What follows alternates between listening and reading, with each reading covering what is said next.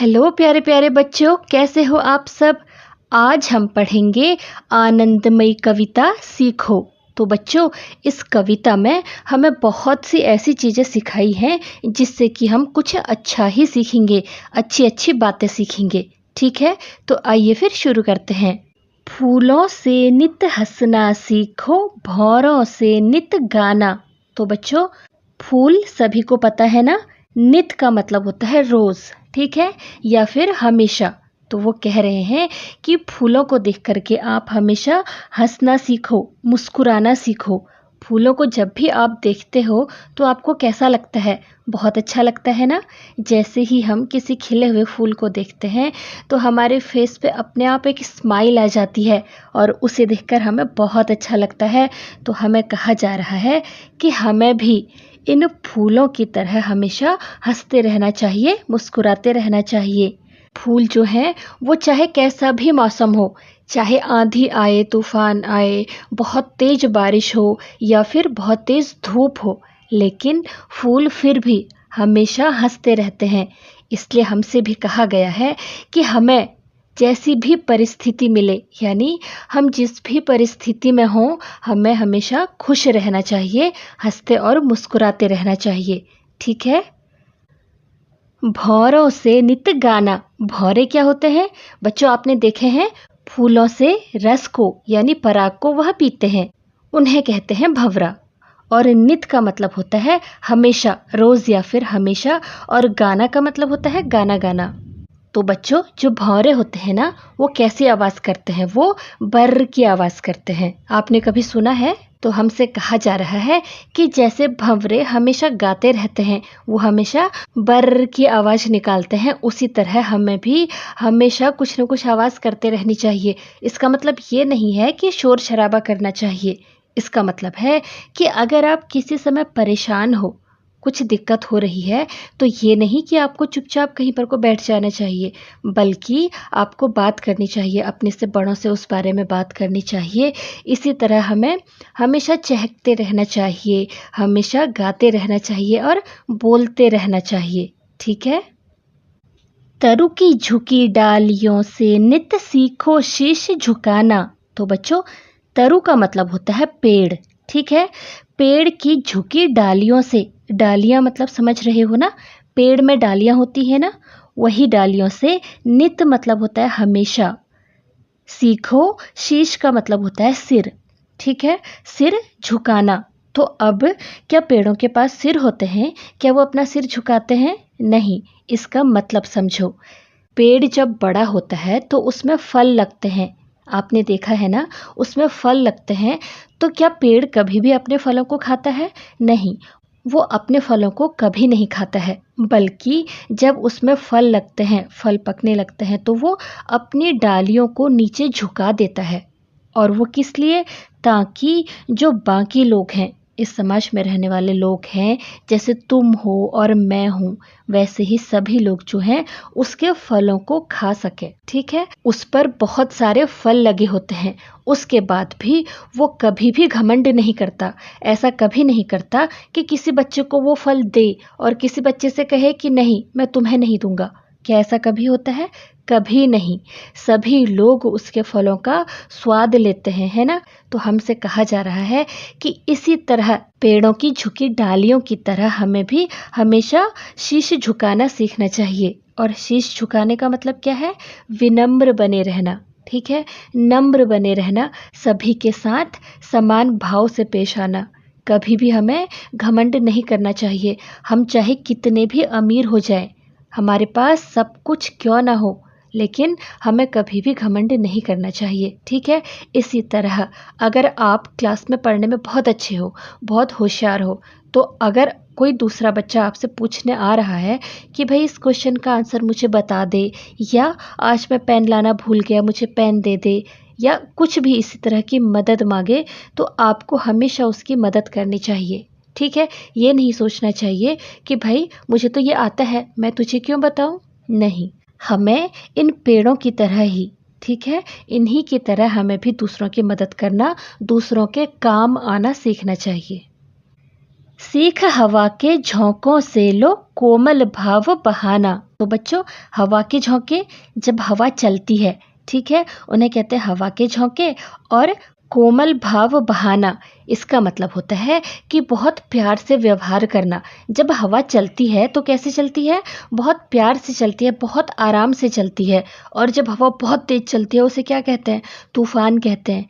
क्या वो जो तेज हवा चलती है बहुत अपने साथ सब कुछ उड़ा ले जाती है, क्या आपको वो अच्छी लगती है? नहीं, उससे डर लगता है ना। और जब हल्की हल्की हवा चलती है, हमारे शरीर को छूते हुए जाती है, हमारी त्वचा को टच करते हुए जाती है, तो हमें कैसा लगता है? बहुत अच्छा लगता है ना। तो वैसे ही हमें कहा जा रहा है कि हमें हवा के झोंकों से हमें क्या सीखना है? कोमल भाव बहाना, बहुत प्यार से चलना। जब भी हम किसी से मिलें तो हमारा व्यवहार जो है, हमारा बिहेवियर जो है, वो बहुत सॉफ्ट होना चाहिए। हमें उससे बहुत प्यार से बात करनी चाहिए। अगर आप किसी के साथ खेल रहे हो तो उसके साथ बहुत अच्छे से खेलना चाहिए। ऐसा नहीं कि खेल शुरू किया और लड़ाई झगड़ा शुरू हो गया, बिल्कुल नहीं। ठीक है, कि आप जब भी किसी से मिलो तो वो आपको हमेशा आपके अच्छे व्यवहार के लिए याद रखे। तो यही कहा जा रहा है कि हमें हवा के झोंकों से क्या सीखना है? कोमल भाव, यानी हमें उससे बहुत अच्छा व्यवहार करना सीखना है। ठीक है, चलो आगे बढ़ते हैं। दूध तथा पानी से सीखो मिलना और मिलाना। तो बच्चों, कभी अगर दूध और पानी को आपस में मिला दिया जाए, ठीक है, तो हम ये अंदाज़ा नहीं लगा सकते कि इसमें कितना दूध है कितना पानी है। वो आपस में इस तरह से मिल जाते हैं कि उन्हें अलग भी नहीं किया जा सकता, है ना। तो वैसे ही कहा जा रहा है कि हमें दूध और पानी से क्या सीखना है? मिलना और मिलाना सीखना है।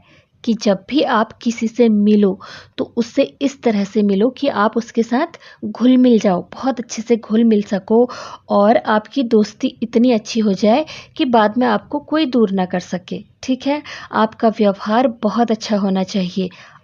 सूरज की किरणों से सीखो जगना और जगाना।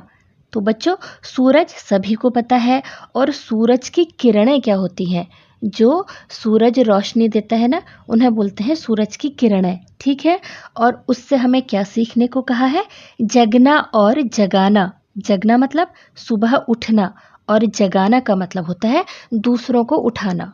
ठीक है, तो हमसे कहा है कि हमें सूरज की किरणों की तरह, आपने देखा है ना, सूरज सुबह जल्दी निकल आता है, तो हमें भी उसी तरह सुबह जल्दी जल्दी उठ जाना चाहिए, ताकि हमारे पास पूरा दिन होता है तो हम अपने काम को उस हिसाब से हम कर सकते हैं। लेकिन अगर किसी दिन, जैसे छुट्टी के दिन, संडे के दिन आप लेट उठते हो, 10 बजे उठते हो, 11 बजे उठते हो, तो फिर क्या होता है? हमारा दिन ही छोटा हो जाता है ना। लेकिन दिन तो उतना ही है, हम देर में उठे हैं, है ना। तो आपसे कहा जा रहा है कि सूरज की किरणों से हमें क्या सीखना है? जगना और जगाना है। हमें सुबह जल्दी उठना है, और जो बाकी लोग हैं उन्हें भी जल्दी उठा देना है। और सूरज जिस तरह से अपना काम रोज़ करता है, वो रोज़ सुबह निकलता है, रोशनी देता है, और शाम को अपने टाइम पर डूब जाता है, फिर अगली सुबह फिर निकलता है। उसी तरह से हमें भी अपने सारे काम नियमित रूप से करने चाहिए। ठीक है, लता और पेड़ों से सीखो सबको गले लगाना। तो बच्चों, लता का मतलब होता है बेल। ठीक है, बेल मतलब एक तो पेड़ होते हैं, एक पौधे होते हैं। लेकिन जैसे मनी प्लांट, मनी प्लांट का पौधा आपने ज़रूर देखा होगा, वो एक बेल है। ठीक है, तो जो लता या फिर बेल होती है ना, वो खुद से, यानी अपने बल पर वो ऊपर की तरफ नहीं चढ़ पाती है, तो वो क्या करती है कि किसी भी चीज़ को पकड़कर ऊपर की तरफ वो बढ़ने लगती है। और जो पेड़ हैं वो सबको गले लगाते हैं। कैसे लगाते हैं? तो देखो, जब पेड़ बड़े हो जाते हैं और उन पर फल आ जाते हैं, तो क्या वो अपने फलों को किसी को देते हैं और किसी को नहीं देते हैं? ऐसा होता है? बिल्कुल नहीं। वो जरा भी भेदभाव नहीं करते हैं। वो अपने फलों को सबको देते हैं, चाहे वो चिड़िया हो, चाहे बंदर हो, या आप या फिर हम, यानी कि इंसान हो। सबको वो अपने फल समान रूप से देते हैं, सबको बांट देते हैं, है ना। इसी तरह से हमें भी लता से, और पेड़ों से सब लोगों को गले लगाना सीखना चाहिए। सभी लोगों के साथ समान व्यवहार करना चाहिए, ठीक है?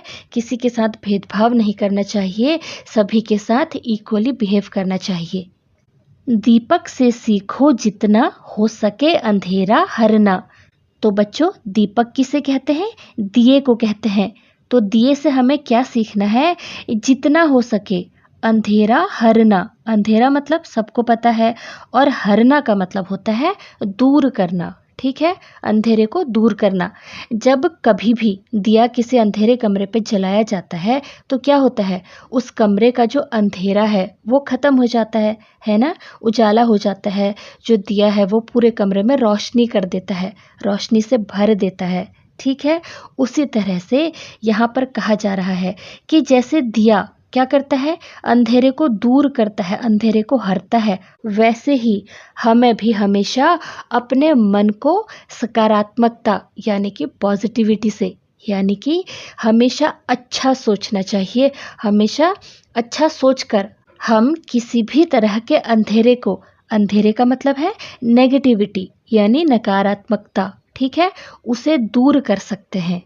इसका मतलब क्या है कि अगर हम कभी सोचें कि यार ये चैप्टर तो बहुत मुश्किल है, मैं इसे कैसे कर पाऊंगा, उस समय हमें दिए को याद करना है और ये सोचना है कि दिया जैसे जल करके अंधेरा दूर करता है, वैसे ही अगर मैं इस पाठ को, इस चैप्टर को पढ़ूंगा, पहली बार में समझ नहीं आया तो क्या हुआ, दोबारा पढ़ूंगा, तिबारा पढ़ूंगा, समझ में आ जाएगा, है ना? ये पॉजिटिविटी अगर आप अपने मन पे लेकर आओगे तो ये नेगेटिविटी कि ये मेरे को नहीं आ रहा, ये आपके मन से खुद ब खुद दूर हो जाएगी, ठीक है? पृथ्वी से सीखो प्राणी की सच्ची सेवा करना। पृथ्वी का मतलब धरती, ठीक है? और धरती से क्या सीखने को कहा है? प्राणी की।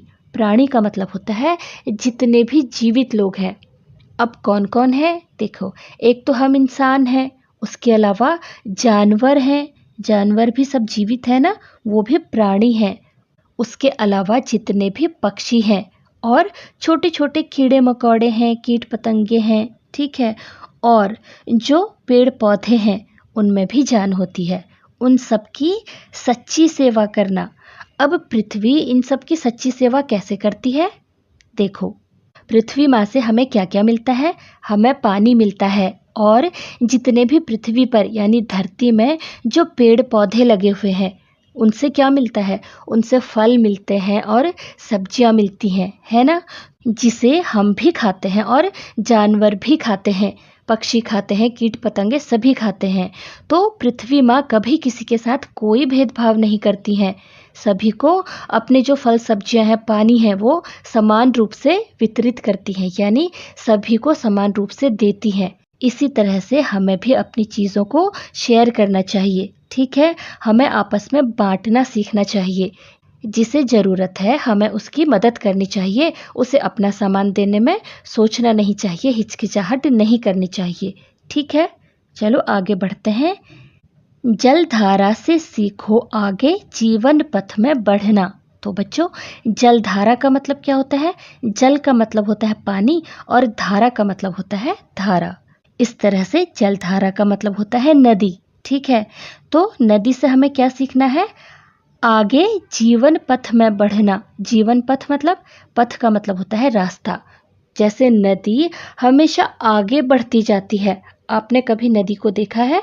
कभी ध्यान देना कि नदी हमेशा अपने लिए जगह बना ही लेती है, वो आगे बढ़ती जाती है। बिल्कुल वैसे ही हमें भी अपने जीवन पथ पे, यानी हमें अपने जीवन में हमेशा आगे बढ़ते रहना चाहिए।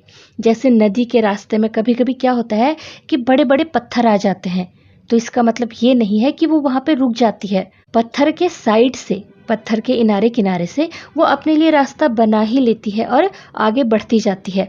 उसी तरह से हमें भी अगर कभी कोई छोटी मोटी परेशानी आ भी जाती है ना, तो उससे घबराना नहीं है, बल्कि उस परेशानी का हल ढूंढना है और आगे बढ़ते रहना है, ठीक है? और धुएं से सीखो हरदम ऊंचे ही पर चढ़ना। तो बच्चों, धुएं से, धुआं आपने देखा है? कहीं पर कभी कोई कागज़ वगैरह जल रहा हो या कहीं पर कोई कूड़ा जल रहा होता है, या फिर आपके घर में कभी कोई पूजा वगैरह होती है ना, तो तब हवन भी होता है, तो उसमें से जो धुआं निकलता है वो कहाँ जाता है? वो हमेशा ऊपर की तरफ ही बढ़ता है। ठीक है, इधर देखिए, जैसा इस चित्र में भी दिखाया गया है, यहाँ पर एक घर है ना? इसमें घर के अंदर हो सकता है चूल्हा जला हो या खाना बन रहा हो, जो भी है आग जली हुई है और उसमें से ये धुआं निकल रहा है। और ये धुआं कहाँ जा रहा है? ऊपर की तरफ जा रहा है ना? तो यही कहा है कि हमें धुएं से ये सीखना है कि हमेशा ऊंचे पर ही चढ़ना, यानी हमें रुकना नहीं है, हमें हमेशा ऊपर की तरफ बढ़ते जाना है। ठीक है, और ये कविता लिखी है श्रीनाथ सिंह ने। किसने लिखी है? श्रीनाथ सिंह। बातचीत के लिए पहला प्रश्न है, आपको इस चित्र में क्या क्या दिखाई दे रहा है? बच्चों, यहाँ पर एक चित्र दिया गया है और आपसे पूछा जा रहा है कि यहाँ आपको इस चित्र में क्या क्या दिख रहा है। तो देखो क्या क्या है इस चित्र में। पेड़ है ना? ये संतरे का पेड़ है और ये आम का पेड़ है। इसके अलावा ये पक्षी दिखाई दे रहे हैं, आसमान में बादल दिखाई दे रहे हैं, सूरज दिख रहा है और ये पहाड़ दिख रहे हैं, झाड़ियाँ दिखाई दे रही हैं, पत्थर दिख रहे हैं, फूल है ना, फूल दिखाई दे रहे हैं। उसके अलावा ये नदी दिखाई दे रही है। इस नदी को और क्या कहते हैं? जलधारा भी कहते हैं। ठीक है, तो आप लिखोगे इस चित्र में हमें पेड़, झाड़ियाँ, पक्षी, सूरज, बादल, पत्थर, फूल और नदी दिखाई दे रही है। अगला प्रश्न है, इसमें से कौन कौन सी वस्तुएं आप प्रतिदिन देखते हैं? प्रतिदिन का मतलब होता है रोज। ठीक है, तो आपसे पूछा है कि इनमें से कौन कौन सी वस्तुएं, कौन कौन सी चीजें हैं जो आपको रोज दिखाई देती हैं। तो बच्चों, सूरज आपको रोज दिखता है ना? पेड़ आपको रोज दिखते हैं, पत्थर, स्कूल को आते जाते आपको पत्थर भी दिखाई देते होंगे, फूल अगर आप पार्क में जाते हो और हो सकता है आपके घर में गमले हों तो उसमें भी आपको फूल रोज दिखाई देते हैं। उसके अलावा पक्षियों को भी उड़ते हुए आप रोज देखते हैं, है ना? तो आप अपने उत्तर में लिख सकते हो प्रतिदिन दिखने वाली वस्तुएं क्या क्या है? सूरज, पक्षी, पेड़, फूल और पत्थर। ठीक है, अगला प्रश्न है, उगते हुए सूरज को देखकर आपके मन में किस प्रकार के भाव आते हैं? इसका मतलब क्या है कि जब भी आप उगते हुए सूरज को देखते हैं तो आपके मन में किस तरह के भाव आते हैं, यानी उसे देख करके आपको कैसा महसूस होता है। तो बच्चों, जब भी नया दिन आता है, नई सुबह आती है, तो उसे देखकर हमें कैसा लगता है? हमें अच्छा लगता है ना? हमें ताजगी का अनुभव होता है, हमें खुशी महसूस होती है। उसके अलावा हमें एक एनर्जी सी मिलती है। जिस दिन खूब बादल वाला दिन हो या फिर जिस दिन धूप वाला दिन हो, आपने फ़र्क महसूस किया है? अगर नहीं किया है तो अब करना। ठीक है, तो नई सुबह, नई शुरुआत की फीलिंग आती है ना? तो आप अपने उत्तर में लिख सकते हो कि उगते हुए सूरज को देखकर हमें ताजगी, ऊर्जा और खुशी महसूस होती है और नई सुबह और नई शुरुआत का भाव आता है। ठीक है, अगला प्रश्न है, रंग बिरंगे फूलों को देखकर आपको कैसा लगता है? तो आपसे पूछा गया है कि जब भी आप रंग बिरंगे फूलों को देखते हैं तो आपको कैसा लगता है, कैसा महसूस होता है? कैसा लगता है? हमें बहुत अच्छा लगता है ना? जब भी हम किसी खिले हुए फूल को देखते हैं तो हमारा मन बहुत खुश हो जाता है ना? तो आप लिखोगे रंग बिरंगे फूलों को देखकर हमें बहुत अच्छा लगता है, मन बहुत खुश हो जाता है। ठीक है, कविता की बात। पहला है, किससे क्या सीखें, मिलान करें। इधर देखिए, यहाँ आपको कई सारे चित्र दिए गए हैं और यहाँ लिखा गया है कि आपको किस चित्र से क्या सीखना है और आपने क्या करना है, इन्हें मिलाना है। ठीक है, सबसे पहले है सूरज। ठीक है, सूरज से आपने क्या सीखना है? जगना और जगाना। फिर है फूल, फूलों से क्या सीखना है? हंसना। फिर है दिया, दिया को और क्या कहते हैं? दीपक कहते हैं। ठीक है, और दीपक से आपने सीखना है अंधेरा दूर करना। ये है भंवरा, भंवरे से आपने क्या सीखना है? गीत गाना। ठीक है, ये है पेड़, पेड़ को और क्या कहते हैं? तरु, तरु से हमें सीखना है शीश झुकाना। और ये है नदी, नदी को और क्या कहते हैं? जलधारा। और इससे हमें सीखना है जीवन में सदैव आगे बढ़ना। ठीक है। अगला प्रश्न है, कविता में किससे सीखने की बात आपको सबसे अच्छी लगी? उसका चित्र बनाइए और नाम लिखिए। तो बच्चों, आपसे पूछा गया है कि इस कविता में किससे क्या सीखने की बात आपको सबसे अच्छी लगी। आपने सोचना है और फिर उसके बाद आपने यहाँ पर उसका चित्र बनाना है। ठीक है, इधर आपने चित्र बनाने हैं और ये जो नीचे खाली जगह दी गई है ना, यहाँ पर को आपको उसका नाम लिखना है। ठीक है। तो बच्चों, हमने कविता में किससे क्या सीखा? हमने फूलों से सीखा हंसना और हंसाना, हमेशा खुश रहना सीखा, है ना। पेड़ों से क्या सीखा था? हमेशा सबकी मदद करना। दीपक से क्या सीखा था? रोशनी करना और अंधेरा दूर करना। नदी से सीखा था हमेशा आगे बढ़ना। उसके अलावा धुएं से सीखा था हमेशा ऊंचा उठना, है ना। और क्या सीखा था? भंवरे से सीखा था हमेशा गीत गाना। और सूरज से हमने चमकना सीखा था, है ना। तो बच्चों, आप यहाँ पर कुछ भी अपनी मर्जी से बना सकते हैं। मैं बनाती हूँ एक फूल। ठीक है। फूलों से क्या सीखा था? फूलों से हमने हमेशा हंसना मुस्कुराना सीखा था ना। और यहाँ पर मैं लिखूंगी फूल। अब इस चित्र में मैं एक पेड़ बनाऊंगी। ठीक है। पेड़ों से हमने क्या सीखा था? सबकी मदद करना सीखा था, है ना। तो मैंने यहाँ पर पेड़ बनाया और इसके नीचे मैंने लिखा पेड़। इसी तरह आप नदी, दीपक या फिर भंवरा कुछ भी बना सकते हो। ठीक है। अगला प्रश्न है, पढ़िए और बताइए कि यह भाव कविता की किस पंक्ति में आया है। आपसे कहा है कि आपने ये नीचे लिखी पंक्तियों को पढ़ना है और उसके बाद बताना है कि ये कविता की किस पंक्ति में आया है। ठीक है। पहले इसे पढ़ेंगे। पहला है, पेड़ों की झुकी डालियों से हमें यह सीखना है कि हमें हमेशा विनम्र रहना चाहिए। तो बच्चों, ये किससे सीखा था हमने? तरु की झुकी डालियों से नित सीखो शीश झुकाना, है ना। तो यहाँ पर हम इस पंक्ति को लिख देंगे। इसके बाद है, हवा के झोंकों से हमें सीखना है कि हम हमेशा कुछ न कुछ काम करते रहें। सीख हवा के झोंकों से लो कोमल भाव बहाना, है ना। तो हम इस पंक्ति को यहाँ पर लिख देंगे। अगला है, नदी नहर से हमें सीखना है कि जीवन आगे बढ़ने का नाम है और हमें आगे बढ़ते रहना चाहिए। तो बच्चों, ये हमारी कविता की कौन सी पंक्ति में था? जलधारा से सीखो आगे जीवन पथ में बढ़ना, है ना। तो इस पंक्ति को हम यहाँ पर लिख देंगे। कविता से आगे पहला है, सूरज से जगना और जगाना सीखने की बात कही गई है। हम सूरज से और क्या क्या सीख सकते हैं? कोई 2 बातें लिखिए। तो बच्चों, जैसा कि सूरज से हमें जगना और जगाना सीखने की बात कही गई है, तो आपसे पूछा गया है कि इसके अलावा और कौन कौन सी बात हम सूरज से सीख सकते हैं। वो हमें यहाँ पर कोई 2 बातें लिखनी है। तो हम सूरज से कई सारी बातें सीख सकते हैं। सूरज से हम सदैव चमकते रहना सीख सकते हैं। सूरज से समय पर आना और समय पर जाना, ये सीख सकते हैं। और सूरज से हम सबकी मदद करना भी सीख सकते हैं। कैसे? देखो, सूरज रोज सुबह उगता है और हमें रोशनी देता है। सर्दी के मौसम में हमें अपनी धूप से गर्मी देता है, गर्माहट देता है ना। और उसके अलावा सूरज से हमेशा अपने काम में लगे रहना, हम ये भी सीख सकते हैं। तो इसमें से आप यहाँ कुछ भी लिख सकते हैं। ठीक है।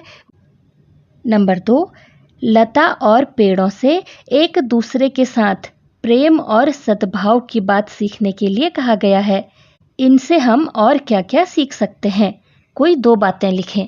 तो जैसे अभी हमने सूरज के लिए लिखा था ना, वैसे ही लता और पेड़ों से हमने क्या सीखा? हमेशा प्रेम से रहना और सद्भाव से रहना। इसके अलावा हम और क्या क्या सीख सकते हैं, वही आपने सोचना है और उसमें से कोई 2 बातें यहाँ पर को लिखनी है। ठीक है। तो पेड़ों से और लताओं से हम बांटना सीख सकते हैं। ठीक है। वो अपने फल हमेशा जैसे समान रूप से सबको बांटते हैं, चाहे मनुष्य हों, जानवर हों, पशु पक्षी हों, है ना, सभी को बांटते हैं। वैसे ही यहाँ पर हम लिख सकते हैं कि पेड़ों से हम बांटना सीख सकते हैं। उसके अलावा पेड़ों से हम दूसरों की मदद करना सीख सकते हैं। कैसे? पेड़ हमें छाया देते हैं और बारिश के जो बादल हैं ना उनको भी पेड़ ही बुलाते हैं, है ना? और पेड़ों से हम मिलजुल कर रहना सीख सकते हैं। ठीक है। भाषा की बात, तो बच्चों इधर आपको शब्द दिए गए हैं और उनके अर्थ दिए गए हैं। ठीक है। इस कविता में जो भी कठिन शब्द दिए हैं ना वो दिए हैं और उनके अर्थ दिए गए हैं। इधर देखिए, यह है तरु। तरु का अर्थ होता है पेड़। शीश, इसका मतलब है सिर। पृथ्वी, इसका मतलब है धरती। हरना, इसका मतलब है दूर करना। और पथ, इसका मतलब है रास्ता या फिर मार्ग बनाना। ठीक है। अब आपको पहला प्रश्न दिया है कि ऊपर दी गई सूची को ध्यान से पढ़िए।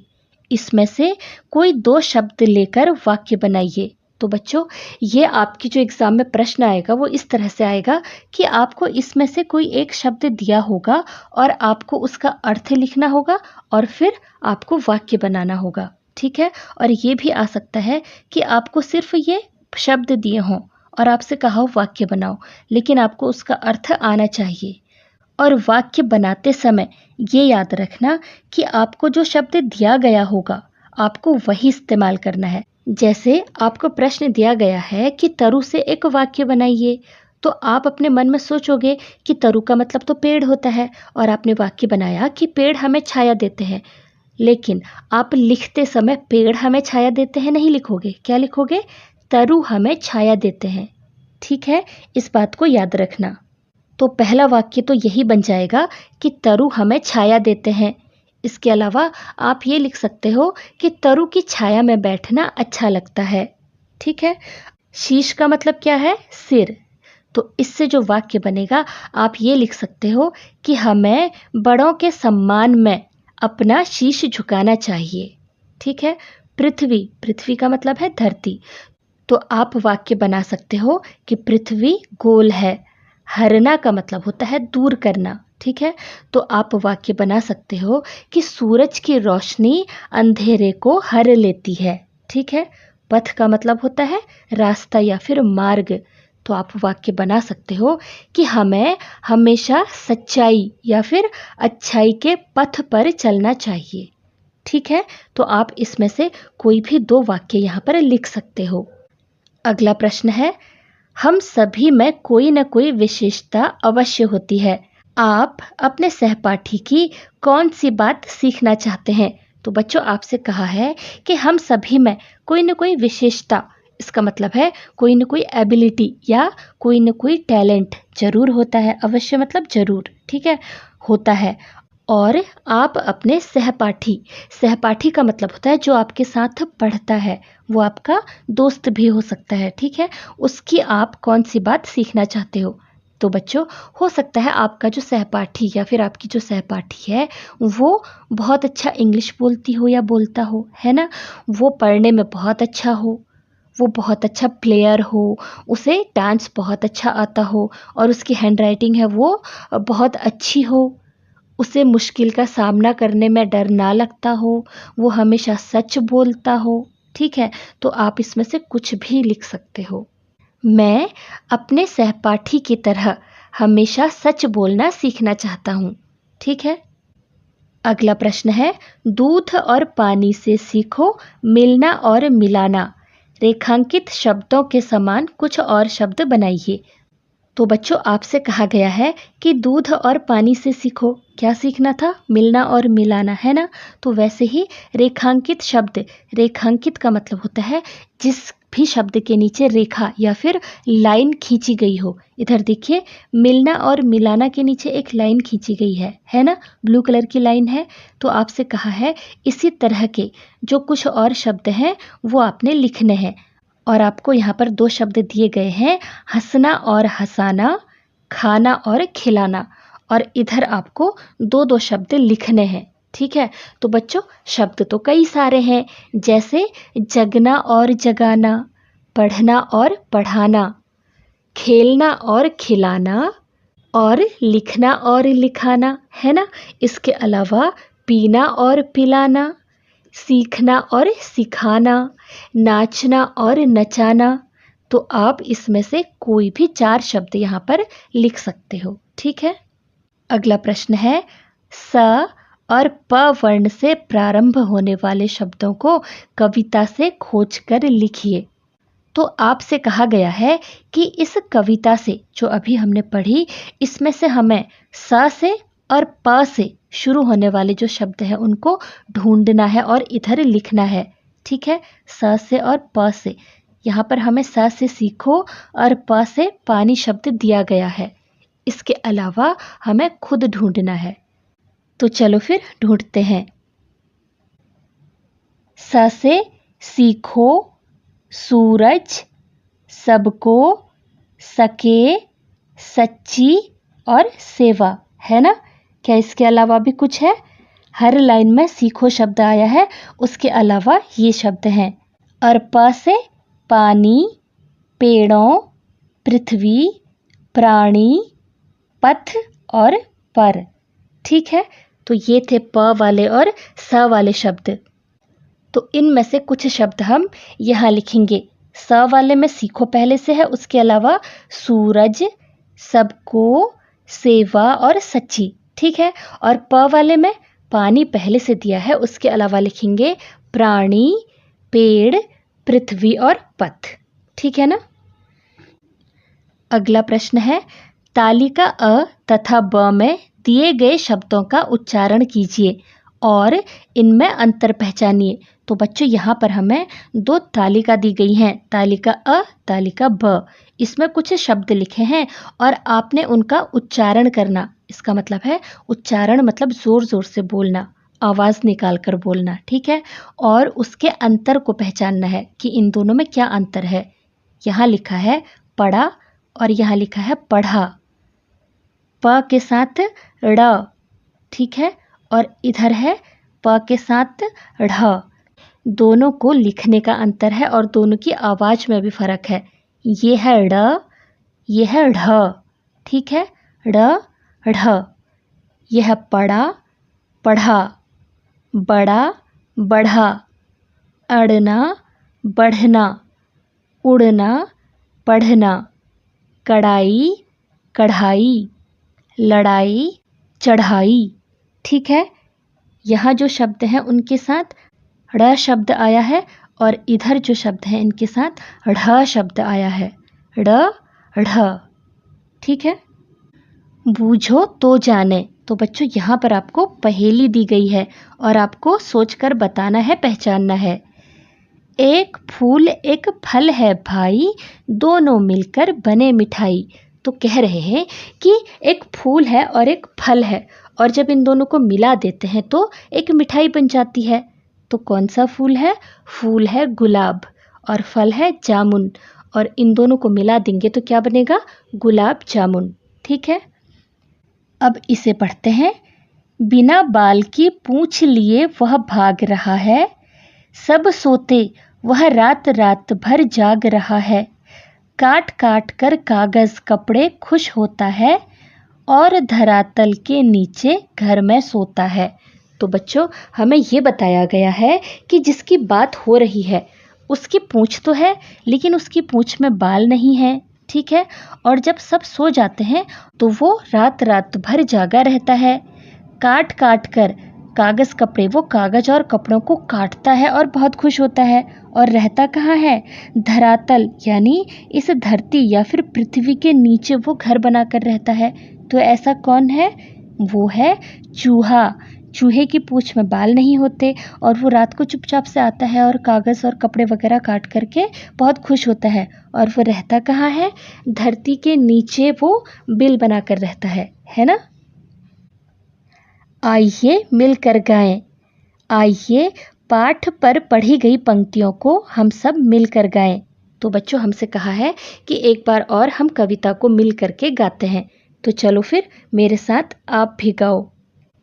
फूलों से नित हंसना सीखो, भौरों से नित गाना, तरु की झुकी डालियों से नित सीखो शीश झुकाना, सीख हवा के झोंकों से लो कोमल भाव बहाना, दूध तथा पानी से सीखो मिलना और मिलाना।